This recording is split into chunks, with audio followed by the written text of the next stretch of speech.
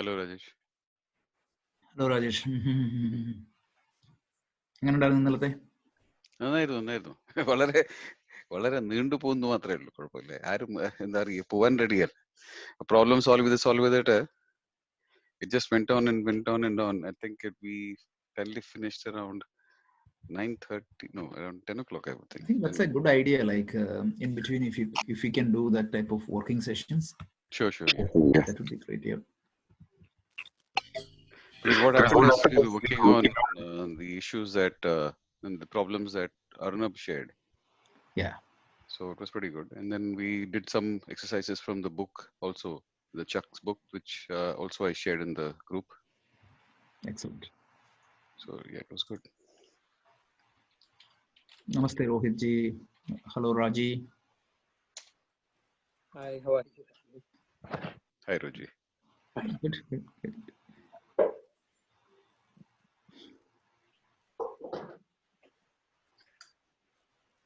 So, materials of all 5 sessions are in OneDrive. Okay, thank you. Yeah, and the videos are also up to date. The YouTube has all the videos of the past sessions. Okay. Including Upanishads or no, Gita. Vedanta, right? Vedanta is not in there. Okay. That is my goal next 3-4 days. Yeah, thank you.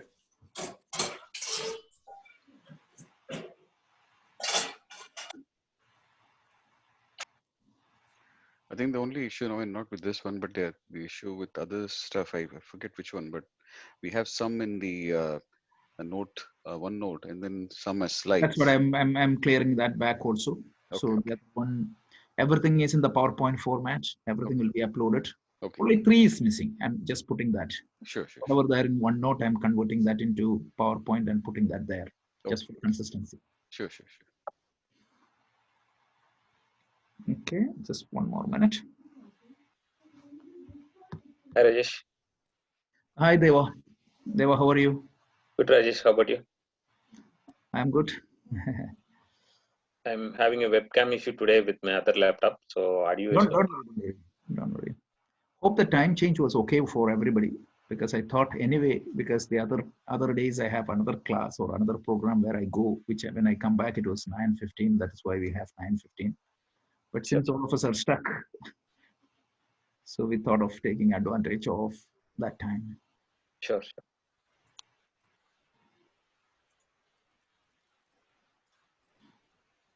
Okay, so it's 8:30. We will get started. Let's listen to the prayer.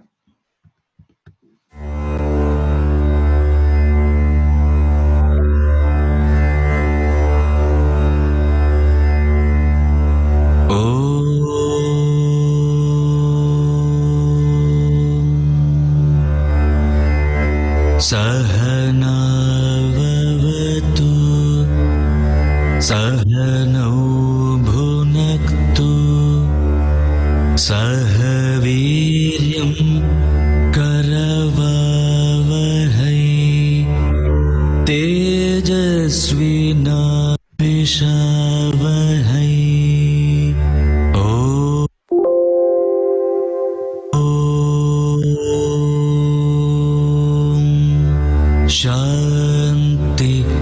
Shanti.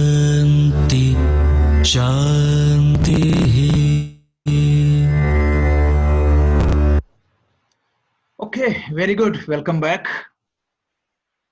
Hope all of you are safe, secure, and strong. It's very important that we stay optimistic, trust in the universal law. These challenges will go away. But those who are in New Jersey, please be careful. The situation is really getting bad. So please make sure that you are taking care of yourself and your family. And I hope and pray that this issue will be solved soon. Before starting anything, before starting the class, I just wanted to offer our respect and salutations to the healthcare people and all these other volunteers who are tirelessly supporting and fighting this war for us. I told you, like the other day, one of the nurses was talking to me. She really wanted to, she just wanted to talk to somebody, and I was talking to her. And it's such a great sacrifice they are doing. I was just telling that you're like a soldier fighting a war for all of us, for the entire humanity. So let's just remember them and get started with our studies. It's such a wonderful job they are doing. Absolutely. Yeah. So we'll continue our discussion on the 7th chapter. I have to tell you, this chapter is so good. Actually, when I was restudying this chapter for this class and putting together the presentation, I cannot but, it's such a wonderful chapter. So please pay attention, because what we are going to cover today is such an important topic. So this chapter falls under the second section of the Bhagavad Gita. As I was explaining in the beginning, as I was explaining in the introduction, the Bhagavad Gita has 3 major sections. The first section, the 6th chapter, talks about the nature of myself. The second 6th chapter predominantly talks about the nature of Ishvara, or the God, or the Lord of the universe. And the third topic, which is the Bhagavad, means the chapters 13 to 18, mainly talks about the connection between these two. So in this chapter, Krishna is telling that I'm going to explain about myself. So today, in today's session, you are going to hear how you can see the Ishvara, how you can locate me. That is the topic of today and next week. So it is extremely important to pay attention. It is extremely important to understand that understanding. If you remember, when I was introducing this chapter, I introduced one point very clearly. When you love somebody, when you relate with somebody, it's important that you need to know him. Can you tell somebody to love X without knowing who is X, without knowing the nature of X, without relating to X? How can I love? So we all talk about bhakti.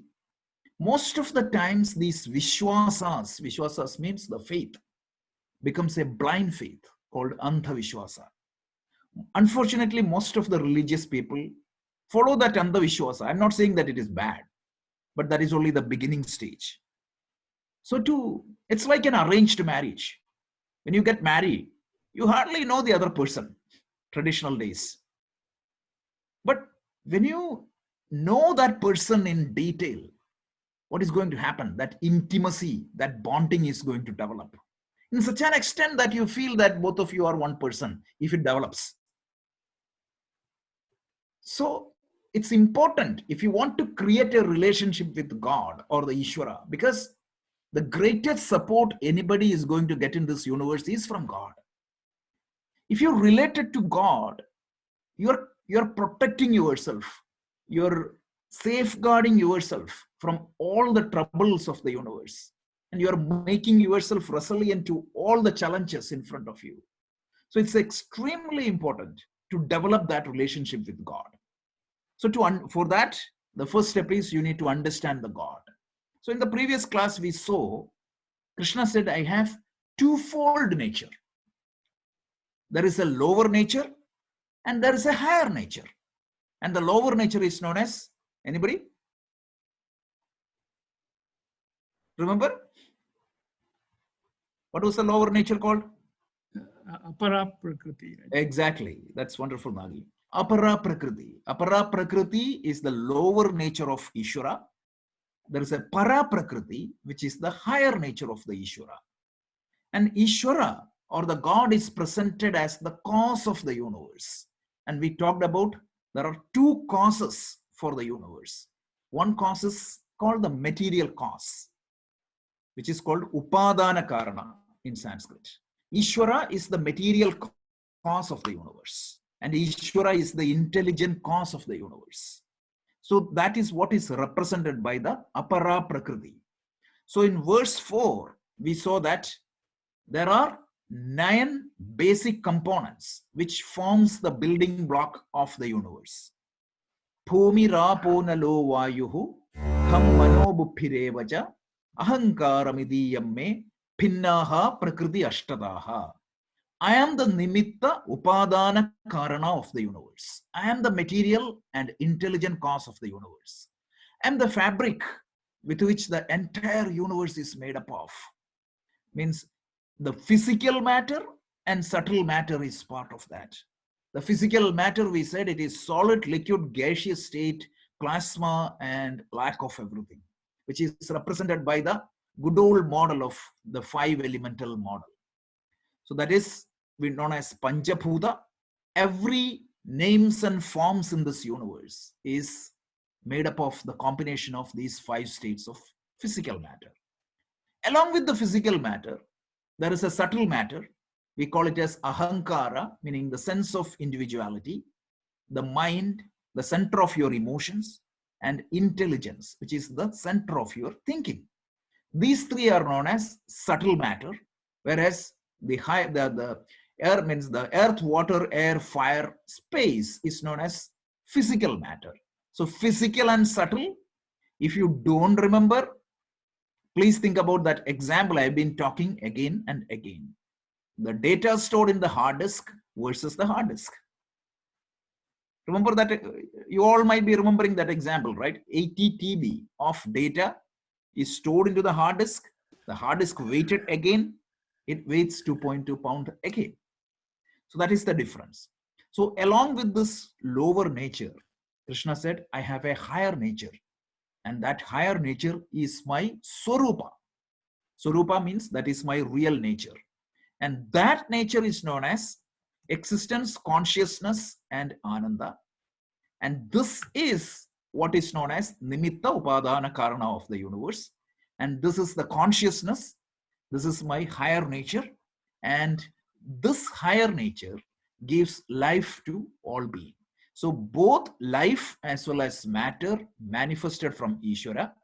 And I would strongly suggest you refer to this diagram. This diagram represents the entire division.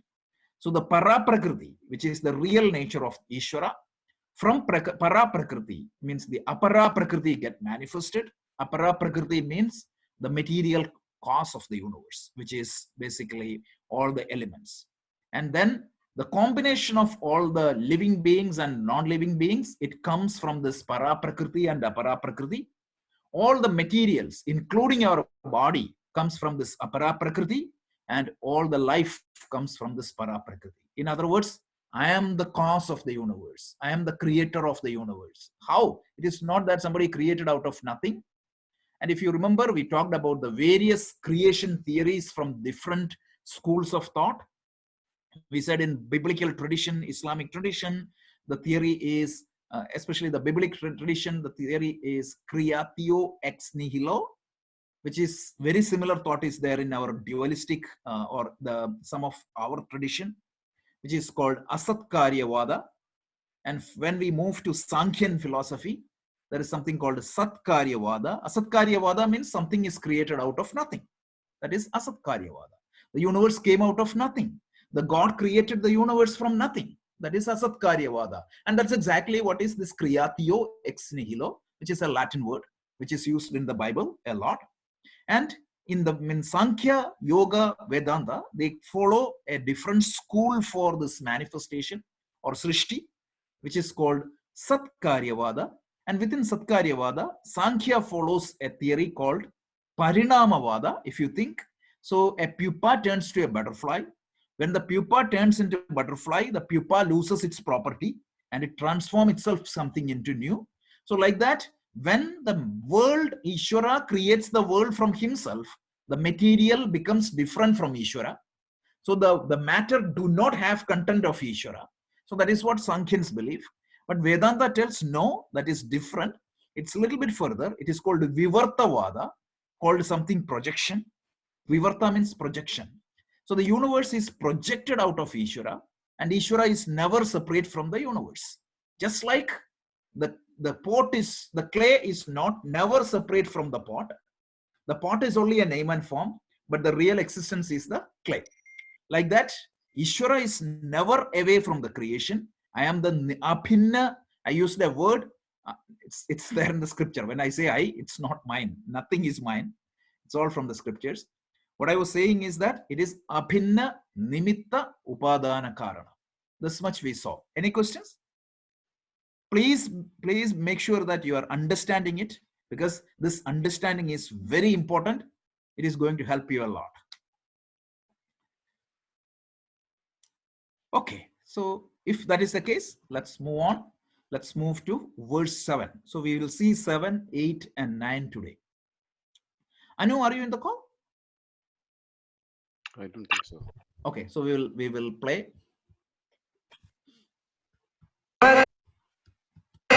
परतरं नान्यत् किञ्चिदस्ति Dhananjay मयि सर्वमिदं प्रोतं सूत्रे मणिगणा इव. Such a wonderful verse. Let's see the meaning. Let's see the meaning. Matta parataram nanyat kinchit asti dhananjaya mai sarvamidam prodam sutre manigana ivaha. So let's try to see the literal meaning and let's try to see the implied meaning. Mattaha means me, to me, compared to me. Parataram na anyat.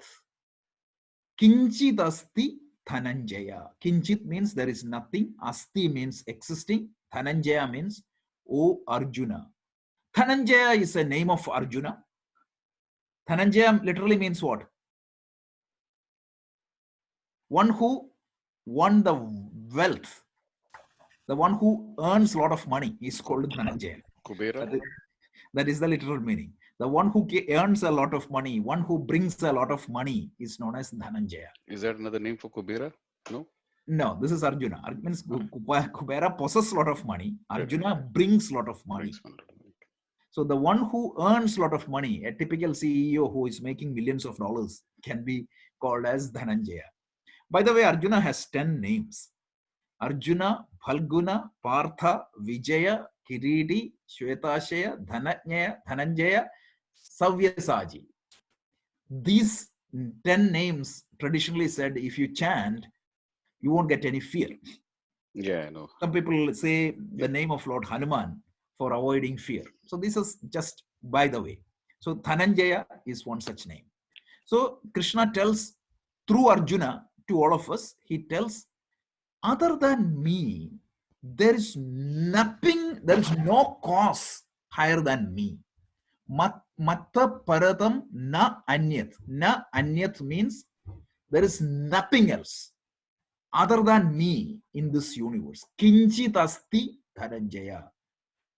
Asti means what? Exist. Na asti means not exist. Other than me, there is no cause for the universe. Understand? I am the supreme cause of the universe. I am the uncaused cause of the universe. So you can say that, okay, hydrogen means like atoms are the cause of the universe. But is the atom depends on something else? Absolutely, right? We know that the subatomic particle. If that subatomic particle is dependent on something, yes, we know that. It goes down and down and down until it reaches somewhere. And that absolute cause of the universe, the basic building block of the universe, there is no effect. Means I am not the effect of anything. I am the ultimate cause. That is what it is. Matta paradaram nanyat kinchit asti dhananjaya.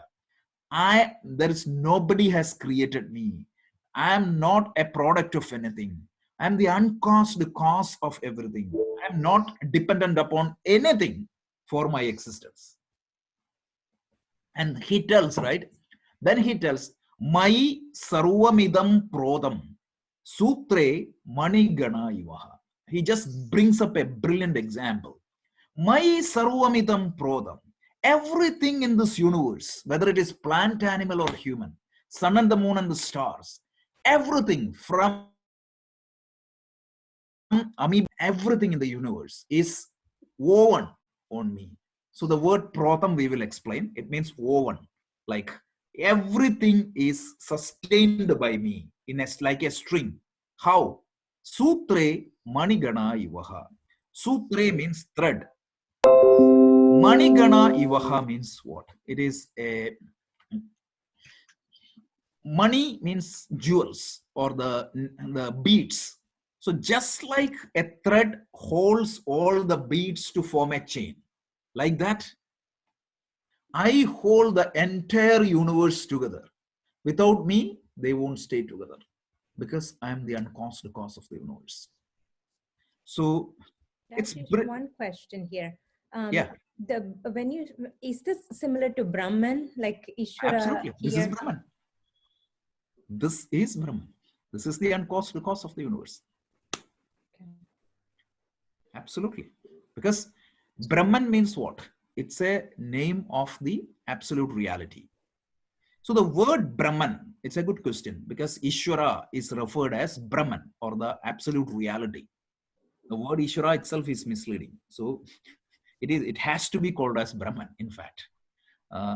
Brahman means what? Brihi vruthaye iti Brahman. Like the word brih. What is the, anybody knows, those who Hindi knows brih, right? Big. Big. Big. Brihat Mumbai, right? They say Brihat Mumbai Nagarapalika. I saw somewhere when I was Yeah, that's huge. That's yeah, means it means it is a larger. That is what it means. So brih means big or large. So what they did was they typically what is this word brihat? What type of grammar construct it is? It goes in front of a noun. It modifies the noun, right? pronoun. It's not a pronoun. It's an adjective. Right? It's an adjective. So what happens? It say that a brihat Mumbai means Mumbai is there. That is the noun. And the word brihat, it modifies that noun and it shows that it is big. Right? So what they did was they made a noun out of that adjective. What is that noun? Brahman. What does that indicate?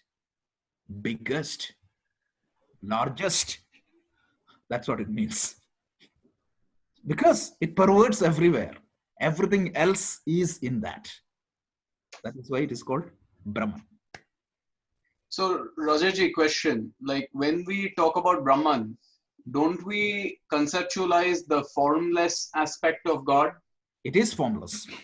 It is formless. Yeah. So then, like, this particular verse, like if someone believes in Krishna, like the Dvaita philosophy, ISKCON, for example, so they worship Krishna as Krishna with form.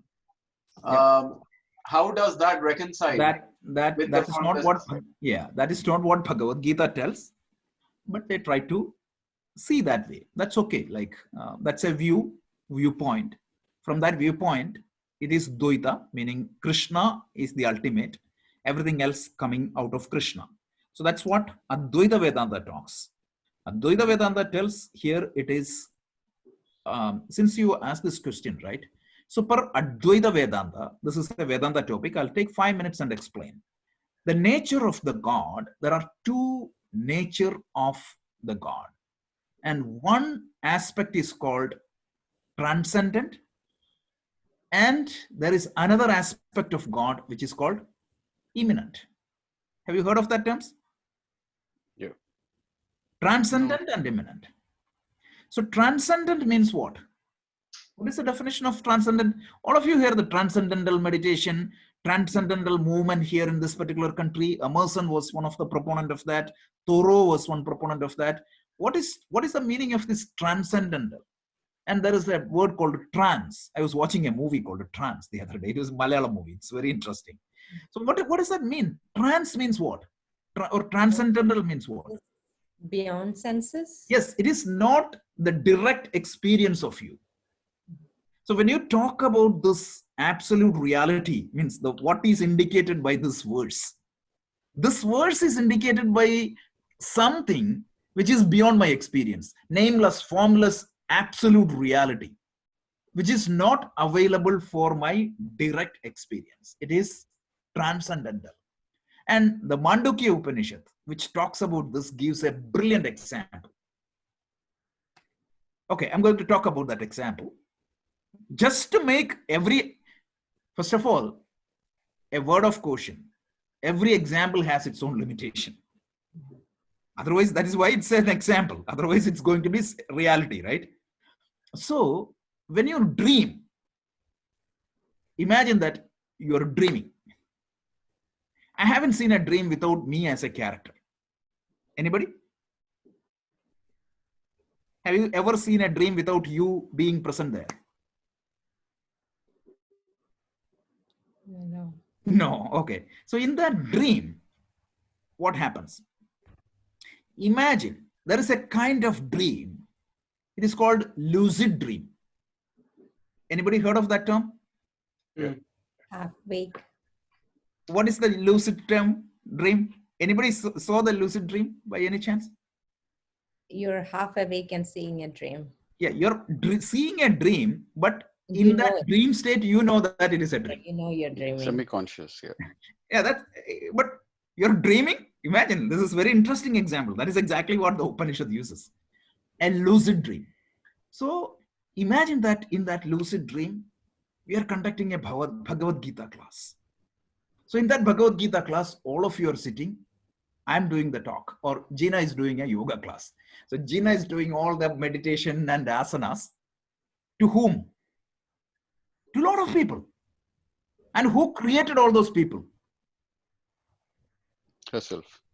Gina created, right? Yeah, yeah. It's the mind stuff of Gina is being shown as all the different people, right? Right. And then in that yoga class, somebody asking you, hey, who are you? So I'm saying, means Gina will say that I'm sitting in this yoga studio, I'm giving you the class. But what exactly is your real nature? So Gina will say that since it is a lucid dream, you know that you're dreaming. So this is my lower nature. I'm doing a teaching class for you. But in my real nature, I'm in a bed lying down in Bridgewater. So but typically in a dream, you're not aware of your real state, which is not available for your experience. So that which is directly available to your experience is called as imminent.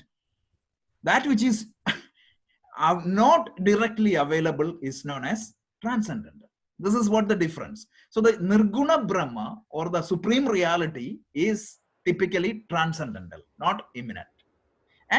But without imminent nature of the God, you cannot relate with God. Because 99% of the dreams are not lucid dreams. So that's why Krishna is going to explain now. How can you see me? First, he explained the nature. He had just explained, I'm the cause of the universe, I'm the sustainer of the universe, and pralaya prabhavastada. That was the last verse, right? It comes back to me. So I am the creator, I am the sustainer, I am the destroyer. In that dream example, don't think that the world is Ishvara's dream. That's why I said every example has its own problem. So don't think that world is Ishvara's dream. Dream was only a metaphor. Swapna Drishtanda. It's only a teaching methodology to explain. And this example is given by none other than the Mandukya Upanishad. This is a very powerful example which drive home the concept of this transcendental and immanent.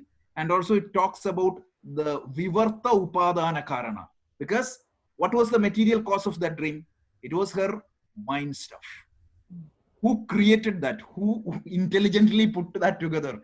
The yoga studio, the lights and the classes and different people with different clothes. And everything came from your intelligence, whatever stored in your memory.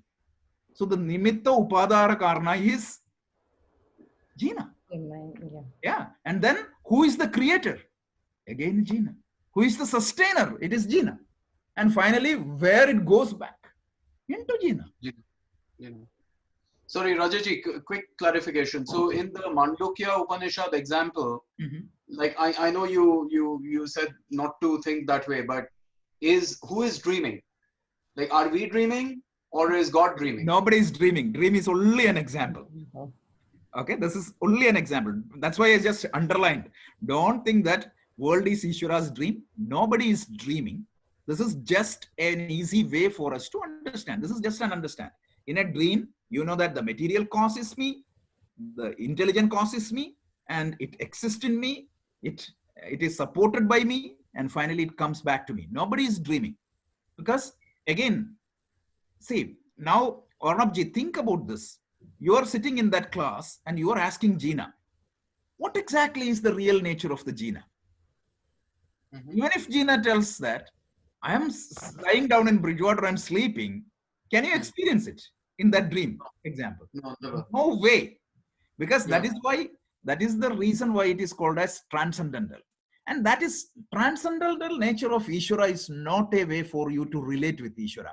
You can say that I'm a devotee, etc., but that will not connect you with Ishvara. That is why Krishna is going to give us some direct means. How can you find me?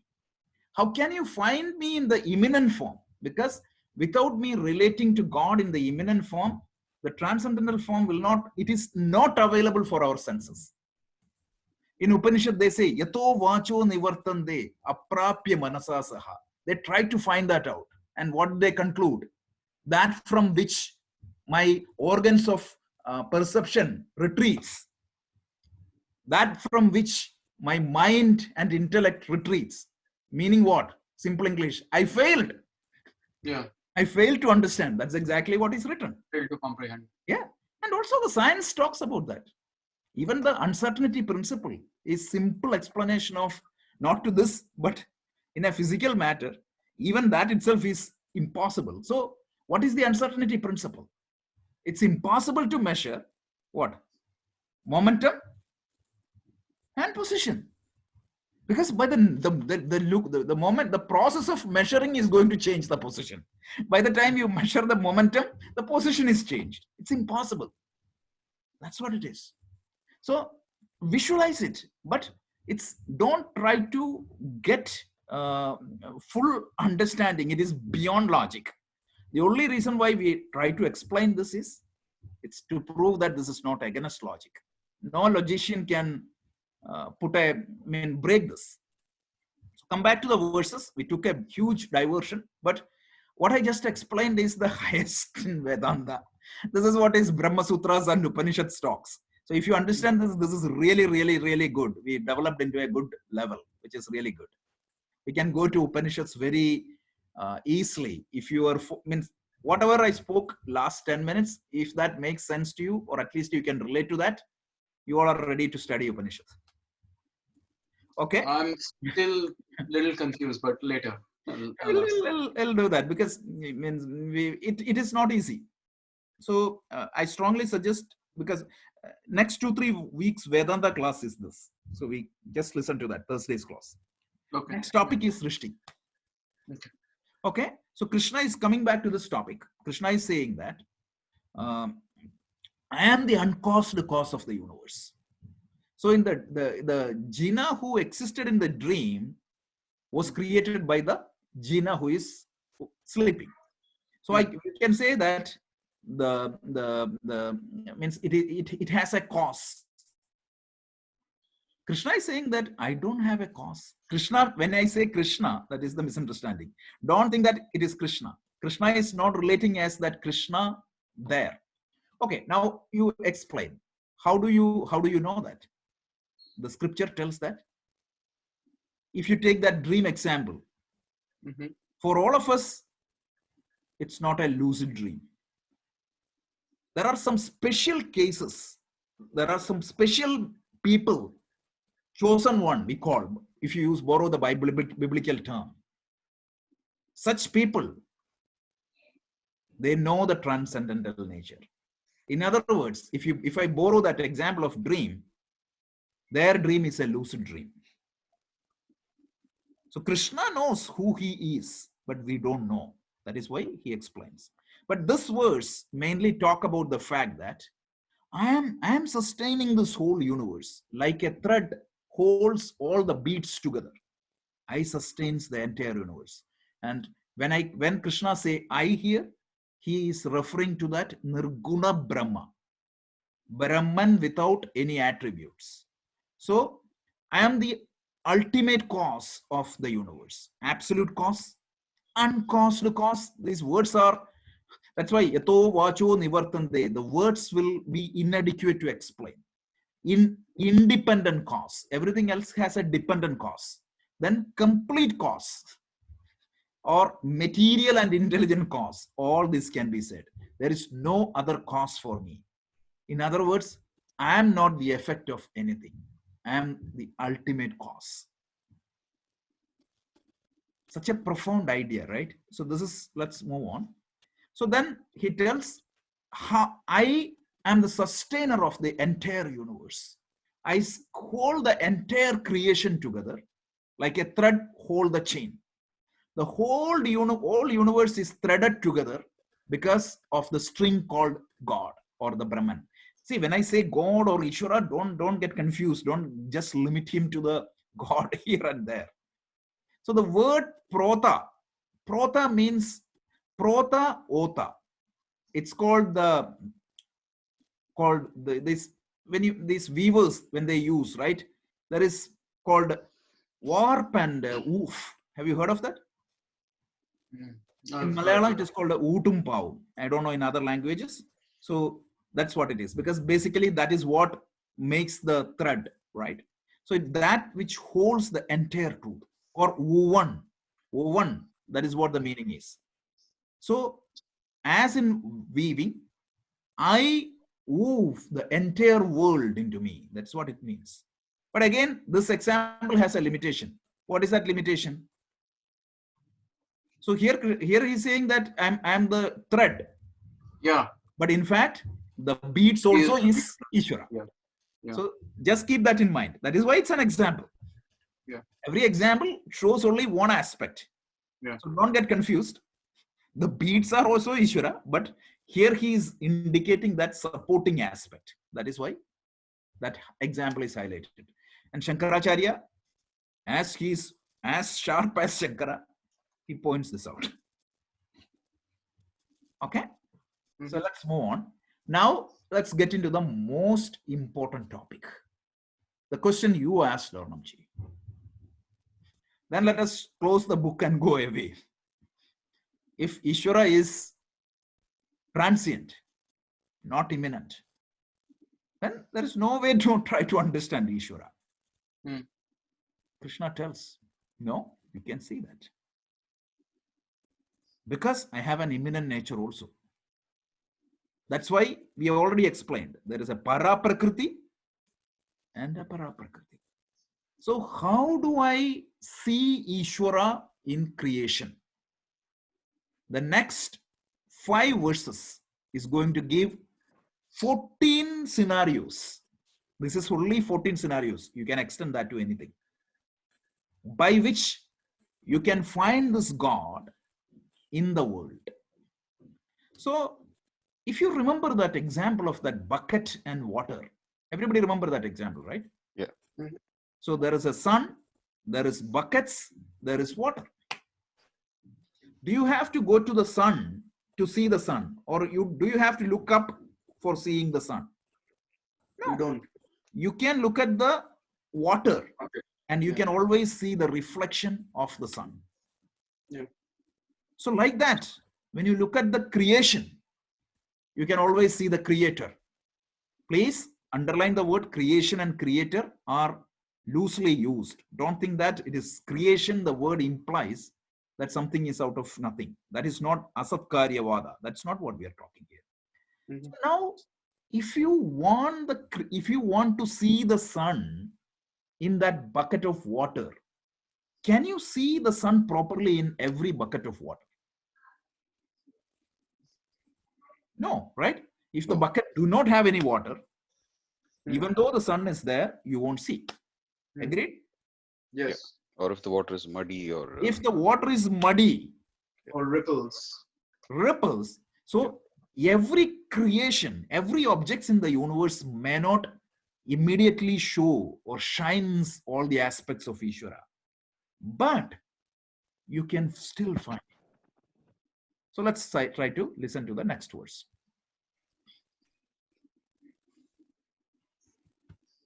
रसोऽहमप्सु Kaunteya प्रभास्मि शशिसूर्ययोः प्रणवः सर्ववेदेषु शब्दखे पौरुषं नृषु. Fantastic verse. 5 verses. Next 5 verses, Krishna is going to explain with 14 example, which clearly helps you to see that divinity within the creation. This is, please don't take it light. This is wonderful meditation techniques, Vedantic meditation techniques, which you can use to connect to the higher. So he tells, Rasoham apsu kaunteya prabhasmi shashi suryayo pranavaha sarva vedeshu shabdaha khe paurusham mrishu. Rasoham apsu kaunteya. Apa means water. The wetness, if you touch the water, you feel the wetness, right? That's the property of the water. And if you drink the water, you get a taste. Means water itself do not have taste, but it helps. It is water that helps you to understand the taste. So it is the wetness in water or the taste of the water is me. I'm going to explain that a little bit further. Then he tells, Prabhasmi shashi suryayo, the luminosity in sun and moon. You see me. Pranava sarva vedeshu. When you look at any scripture, where if you look at Vedas, the Om in the Vedas, or any scripture, or the God in any scripture, when you look at Bible, it talks about God. That's me. Shabda ke paurusham nrishu. All the sounds in the space, we'll talk about that. And the strength in man and women, or the manlyhood of man, womanlyhood of women, or the strength in all human beings. Let's see. So the point we are discussing here, how can we experience Ishvara in this cosmos in an immanent form? So Krishna is saying that my presence can be felt throughout the universe. Wherever there is a glory, you can see me. So wherever there is a glory, that means that bucket of water is reflecting the image of the sun properly, at least in that aspect. So you can see. So in the next 5 verses, he is giving 14 examples. So Krishna is basically teaching us how to spot him. So let's see. The first one is the taste giving sapidity of the water. See, water itself has no taste, but every taste is experienced because of the saliva. So that's why. Or in other words, another way of interpreting, I like that way. When you touch the water, it makes you wet. That which gives the power of wetness to water, that is me. So feel my presence there. It needs this understanding. It needs this bhavana. So when you touch your leg in a river, or when you drink a water, remember him. Feel his presence. Because it is the Lord of the universe that makes me wet. It is the Lord of the universe that quenches my thirst. Even if you drink Coke, it is the water component of the Coke quenches your taste. I mean, the thirst, right? First, yeah. The Coke gives only for kick, but the thirst is quenched by water. That's for sure.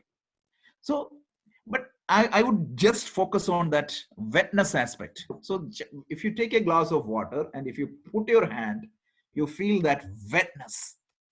That's a wonderful meditation technique. Just put your hand in a water and feel the wetness. When you feel that, remember this verse. That which makes the water, gives that power of wetness, is me. You can directly experience that. You don't have to go to Himalayas or Kailash, nothing. So that is the first example. So 14 example, the first one is Rasohyamapsu Kaunteya, the wetness of the water. The next one is Prabhasmi Shashi Suryayu. Shashi and Surya. Surya is sun, Shashi is moon.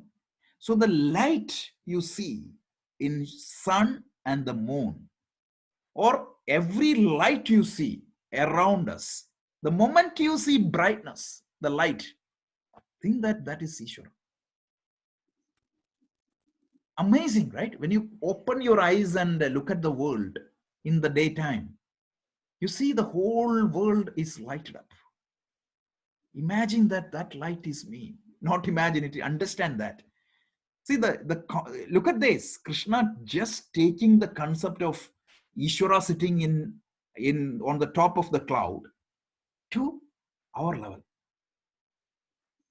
Right? It's amazing. So the light of sun and moon, when you see, these are all meditation technique. Very powerful meditation technique. Don't think that the meditation is just sitting in a quiet room and closing your eyes. Your life itself is a meditation. When you walk out, you're seeing him. Prabhasmi Shashi Suryayu. The shining light of sun and moon. One is in day, the other one is nude. And the light, Shankaracharya clarifies very well. Remember, the sun's light is called Prabha. It is self-effulgent. And moon's light is a reflected light, Pratibimba. So look at the precision. A lot of people, 1,000 years back, a lot of people would have thought that moon is just emitting light. So science is very clear there. Yeah. So Rasoham Apsu Kaunteya Prabhasmi Shashi Suryayu. What is Shashi? Moon. Coolness. No. The Sanskrit derivation is, it comes from the root shash. What is shash in Sanskrit? Anybody know? It's a rabbit. Quiet. It's a rabbit. It's a rabbit. So Shashanka is the name of moon, right? So ancient times when they looked at the moon, they saw a mark, appears to be a mark of moon. And that's how the moon is named as Shashanka, Shashi. Just history, like every word comes from a meaning, root, right? That's how Shashi. So Shashi, Shashanka, Shashikala. So Shashikala is clearly indicating that it's a mark. Kala means mark of a, you can see the mark in Western concept, they say the mark of a man, right? In moon. Like that in India, it's not scientific, but that is what it is based on an observed fact. So it's based on an observed fact. They think that, yeah, in moon, you can see the mark of a rabbit, and that is why it is came as Shashi. That's a common word used. So Shashi Suryayu. So here Krishna is saying that when you look at this moon in the night, that beautiful light, know that it is me. So the next, where can I find God? Pranava Sarva Vedeshu. Pranavaha means Om. Praharshena Nava. Pranavaha. Pranava means Om. Sarva Vedeshu. Om represents what? God, right? Om is a sound symbol representing the absolute reality. So Kathopanishad tells, right? Om. Kathopanishad brilliantly defines Om. Like it tells, like people invest their entire life in brahmacharya and ascetic life for determining what. That is what is known as Om. This is how Kathopanishad defines Om. People sages invest their entire life in brahmacharya for locating or identifying what. That is what is called Om. And that is the theme of the Veda. So if you generalize it, you can say that the God referred by all scriptures. So whenever you hear a bell in a temple, or a cross in a church, or that direction which is pointing to Makkah, everything, whether it is a temple, church, or a mosque, whether you carry a cross, or whether you recite an Arabic verse, or whether you recite our mantra, anybody invoking God, whether it is through a tribal dance in tribal rain dance in Mayan culture, or the most sophisticated Vedic ritual, wherever the God is invoked, understand that it is me. Pranava Sarva Vedeshu. Then Shabda Ke, Ka means space. Shabda means sound. Wherever you hear the sound in the nature. So there is an ancient worldview. Based on that ancient worldview, the sound was a property of the space. This is not scientifically true. This is based on the then prevalent worldview. So every element, they used to have an inherent property. They used to say that the earth has smell, like that space has sound. So now we know that, like in 200 years back, we know that sound needs a medium to travel. Empty space, sound won't communicate. It needs either water or air. So this example has to be taken as what? Whenever you hear a beautiful sound in the nature, understand that it is me. When you just lose yourself in a song, when the nature sings, right? When we meditate, means the sound of a rain, that itself is good enough to experience Ishvara. The sound of a frog, even like in New Jersey, they say, right, there is a special type of frog. They call it as peep peep frog, peep peep, something like that. It's a special kind of frog in this particular area. It makes sound. The sound of the cricket, when you listen, when you in the night, if you can just keep your eyes, means ears open, you can see a lot of natural sounds of the universe. And a lot of people experience this also, like when you go to a seashore, or when you hear the sound of a wind, that's all good enough to remember Ishvara. That sound is Ishvara. Because it's very peaceful. Very peaceful, because that's where the reflection comes proper. Remember the bucket and water. When that reflection is proper, you will see that glory, and that glory is Ishvara. This is another means to relate Ishvara. Shabdab Ke Paurusham. Paurusham, Shu. Literal translation is manliness in man, or womanliness in women. I just added that. And in other words, it can say that the strength, the power in human being, like the physical, intellectual, mental power. Whenever I exhibit something, understand that that power is a borrowed power.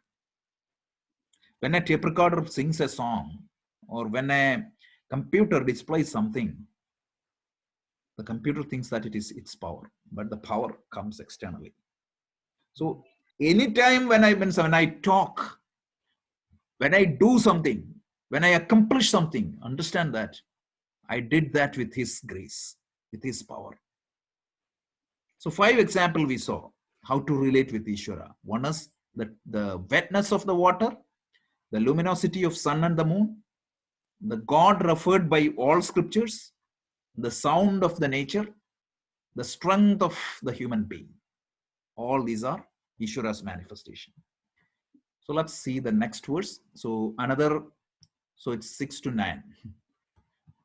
पुण्यो गन्धः पृथिव्याञ्च तेजश्चास्मि विभावसौ जीवनं सर्वभूतेषु तपश्चास्मि तपस्विषु. So he tells Punyo Gantha Prithivyamcha, all the good fragrance in this universe. So if the fragrance is bad, look at he was very careful to say that only Punyo Gantha.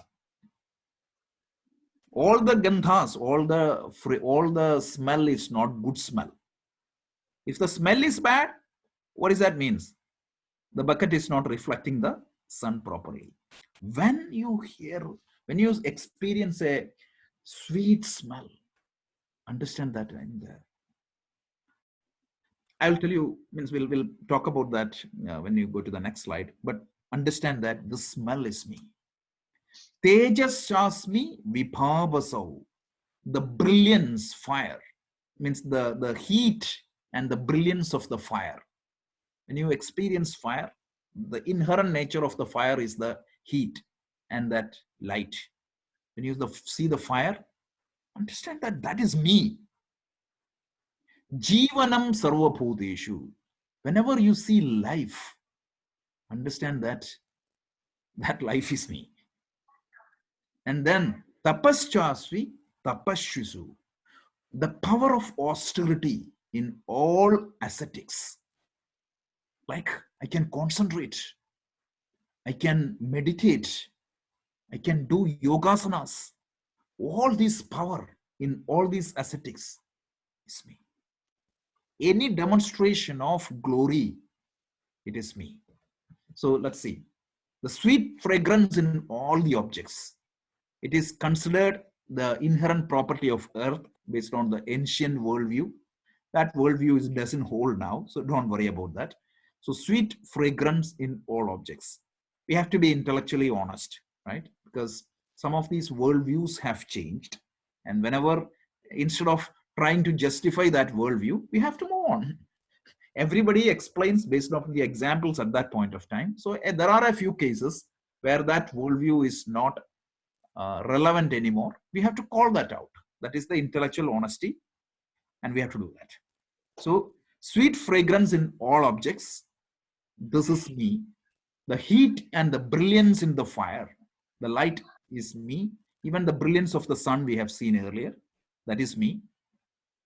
Then what? The life, jivanam sarvabhuteshu, like the expression of life in all the living beings is me. And I'll also add the life sustaining aspects like the prana, the air I breathe, it is me. Anna, the food I eat, it is me. That is why we respect food. So this is me. And then what? Austerity of all the ascetics. So whenever somebody, power of concentration, and the power by which one becomes a yogi, and they say that the yogi has all this power, the Yoga Sutra describes that, all this type of concentration power, it is me. So this is that 8, I think we saw 9 examples in the imminent world, right? It's not the transient examples which I cannot see and relate to. I can see this example in front of me, and I can see Ishvara in this. So I will just do a summarization and we can have any questions. So the first verse we saw that I'm the ultimate cause of the universe, or the uncaused cause of the universe. I'm not the effect of anything. I do not dependent on anything. And how can you find me? You can find me in the real world. We saw so far we saw 9 examples. I think I missed one to write here. So we saw the wetness in water, the luminosity of sun and the moon, the God referred by all scriptures. I forgot to put the strength in human being, sound you hear, the good and sweet fragrance in all the objects, and the heat and brilliance of the fire, the life of all human being, and the power of austerity in all the ascetics. It's extremely important. This is the way to relate to Ishvara. And over a period of time, you see that divinity in all the being. Like everything in the universe, you could see Ishvara.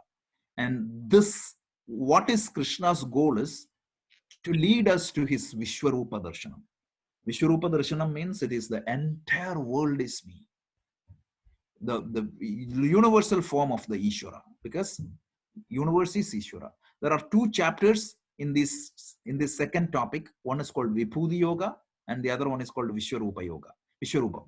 So Vishwarupa, he told one, many in one. That is what is being described. And Vibhuti Yoga, one in many. Wherever you see a glory, it is me. So in later chapter, he's going to give a lot of example. Here in the 7th chapter, since he introduced the topic, we are seeing only 14 example here. But at least it helps us to shape our idea. It is going to help us understand God a little bit more clearly, so that, as I said, like if you want to relate to a person, better understand that person. Otherwise, you cannot relate. So let me pause. Any questions? Yes, Rajesh. So I understand that all of these 14 verses and the 9 properties are meditative verses on God. So if you want to relate to God, if you want to, since God is transcendent, and if you want to, connect with Him in an imminent manner, then this is how you should do it. But my question is that God is all of this and also the opposite of this also, right? Because He is complete. Like there's nothing which is not God. Correct. Isn't so the opposite of all of this, like the weakness or weakness means what? Like the bucket is there, the water is there, but it is not reflected properly. So again, that, yes, you're right. So that's why even the negative things, the material cause is Ishvara. That is definitely Ishvara, but you are not seeing the glory of Ishvara there. So if you ask me why, it's impossible to answer that. So why there is a, not so, why Ishvara is not properly reflected through all medium? This is a famous question asked to Swami Vivekananda during the World's Parliament of Religion. His answer was brilliant. He said, I don't know. Isn't it karma? It is karma. Of course, karma and all we can explain. But I'm just quoting his example, his answer. His answer was, yeah, it could be karma. It could be some other program or algorithm which we are not understanding, right? So we are sitting in a imminent state and struggling to understand that overall picture. So we may not even understand the whole laws, what exactly determines these cause and effect, but at least we have an opening for us to relate to that absolute. Hopefully when we understand that absolute completely, these doubts will go away. So I think his focus, his advice is exactly what I repeat, because I cannot add anything more on that. Focus on that opening given to you. That is what exactly Vivekananda was telling. You are giving, and God is giving you an opening to get connected to Him. And it's only like a small view, like a small tunnel vision you have. Through that tunnel vision, through your sadhana, through your practice, once you get to know Him completely, probably, hopefully, we will get answers to all such questions. But at least this is an opening. And this will help us to look the same universe in a different perspective. Because up until now, I used to look at the universe as what? Something which is created for my use. So it is for me as a support system. That is why I never used to care the universe. When the science of ecology came in the world, how many years? Maybe 100 or 200. Before that, what was the idea? The world was created for me. I can consume that in any manner. So we realized that later. Right? Even look at the examples I was just reading. Now, if you look at from Jalandhar, you can see the Himalaya. New York City, have you read, right? The pollution level has come down heavily. So we, of course, we may have only life can feed life. Only we may have to take what is essential, but you cannot abuse the nature. Yeah. So that's look at the idea of God, how much shifted in this Bhagavad Gita verses, right? So it transforms your Andhavishwasa, blind. Andhavishwasa means not superstition, I'm talking. The literal meaning of the word Andhavishwasa means blind belief. Most of the people, even Hindus, when they worship God, it is Andhavishwasa. They blindly believe in that. And that's why they do all these unwanted things. But when you try to understand Ishvara, that's why we in later Krishna tells, God need not be believed. He needs to be understood properly. And here Krishna never said, Arjuna, don't believe me. He said, know me. Remember? That first word start with know me, not believe me. So that type of shift is going to happen. So I think a couple of things one meditation I used to do very effectively, especially if you go to a national park, or if you take like a Poconos or a Bear Mountain, or even here some walk, when you go for a walking trial, right?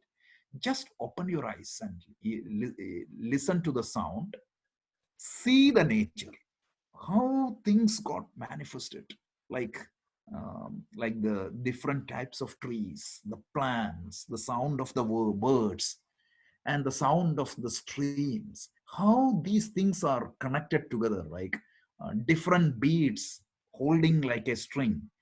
And this is a chapter which can be extremely used for this Vedantic or the spiritual meditation. We never did that in our center, but for that we need to prepare. We need to understand this. Without that, we cannot do that. So seeing God in the world is what we are trying to do with this. Suddenly, it goes from a physical form to being everywhere. Yeah. So it's a topic change, major topic change, but I allow this chapter. It clarifies a lot of doubt we had. So now you know, right, when Vivekananda asked Ramakrishna Paramahamsa, have you seen God? He said, I see just like I see you. In what perspective, he said? He said this from this perspective. And a lot of people said that, he had a vision of God. What is that vision? This is the vision. So when you are able to see the God in the world, we say that our third eye is open in yoga. This is what it is. It's not that you are creating a third eye, but your own eyes will capture something which you missed earlier. Anyway, I know that I took 5 minutes extra, but contemplate upon this. And this is such an important chapter. We'll continue. Is this time slot good for all? Like next week also we'll continue at 8:30. Yeah, good by me. One question. Yes, Bhunaji. Rajeshji, I was going through this Parinami Upadana Kana, that is one which goes under the change, right? So in this, the Swami has given an example of how milk is transformed into a yogurt. Yeah, that's. But the milk example is the basic. That's the same example. I was giving the pupa turning to butterfly. No. My question is not that. So when it loses its originality. Correct. So even though the milk is the upadana, now it's not milk anymore. It is yogurt. So correct. Your example becomes the Asian or whatever, then that should not be there, right? No, it changes its property completely. So it was A before. Parinama means what? Modification. So it was A before. Yeah, A changed that to B. So when it became A, the inherent property of A is lost. So if God becomes world, as per Parinamavada, the world lost the capabilities of God, the properties of God. That's what it means. Correct. That is the Parinamavada. This is the Sankhya Veda. That's not what we are talking. So we are not talking that Parinamavada. We are talking the Vivartavada. So Vivartavada means the God, the material cause is the God, but the God has not gone anywhere from the world. So that is why these examples are given. So Parinamavada is just to show that there is another school of thought which is different from this. So the Asatkari now you gave so many Okay, sorry. Yeah, please go ahead.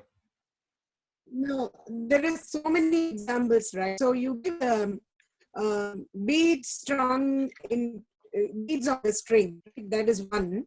Yeah. And then that is Ishvara. The string is the Ishvara which holds the beads, right? Okay.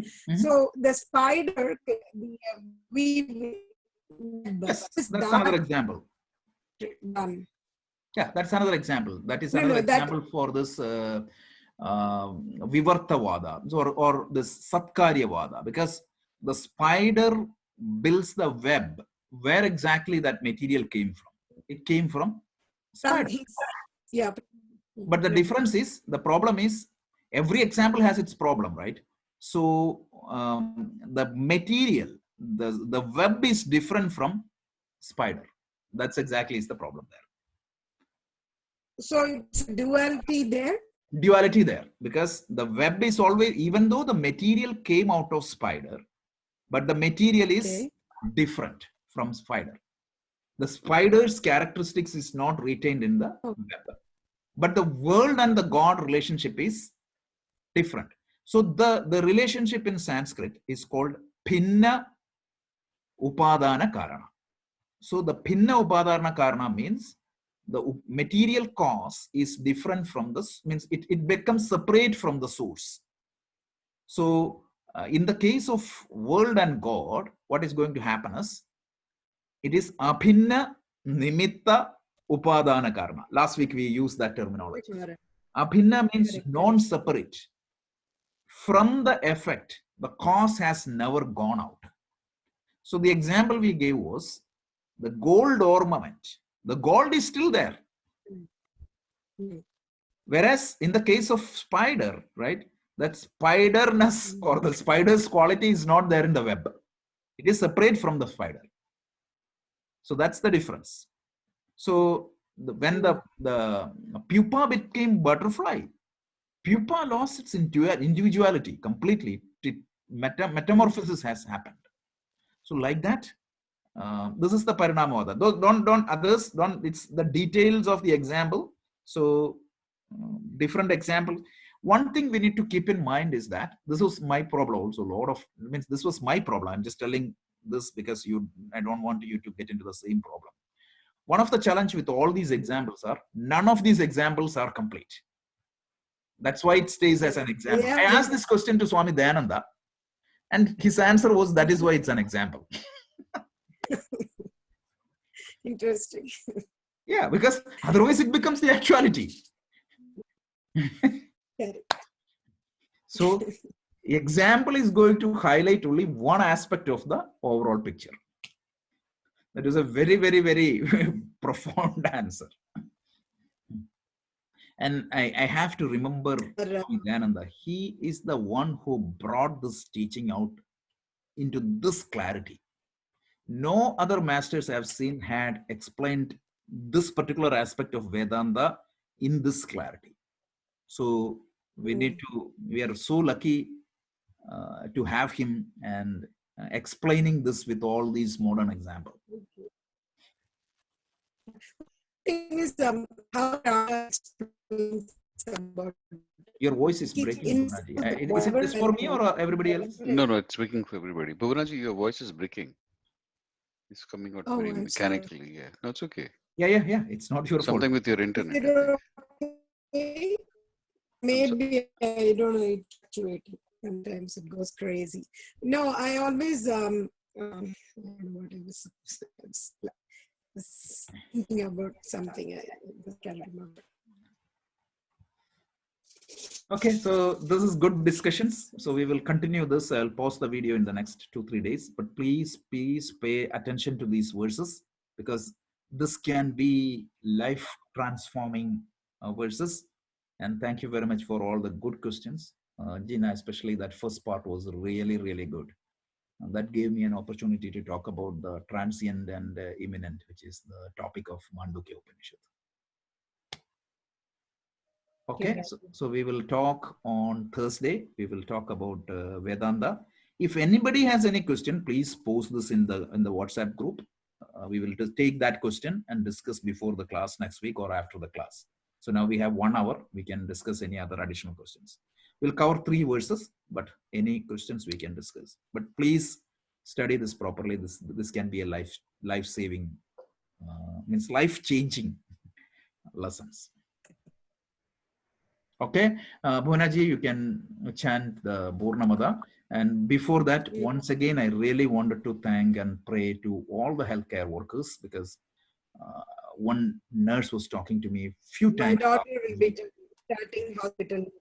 Yeah, amazing support and their protection and their strength and their ability to fight this battle, because these pharmaceutical companies and the healthcare workers and the law enforcing agency only can bring peace to this situation. Because I heard that even in New Jersey now, the situation is 40,000 plus cases with almost 1,000 deaths. Unbelievable. Nobody would have imagined the world would have been this couple of months back. It's an entirely new world. So let's hope that this is only a temporary state, and I know for sure that the system will stabilize itself and bring us back to a stable state. And let's all pray. The prayer is very powerful and also very important that you keep yourself safe and secure. Guanaji, if you could chant Purnamada. Om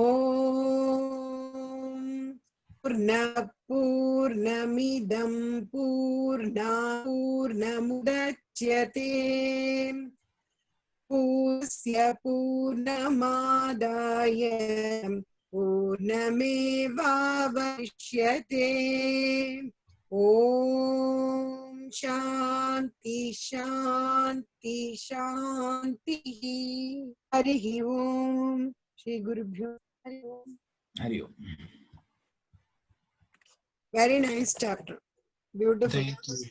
Thank you so much. Thank you. Thank you. Thank you.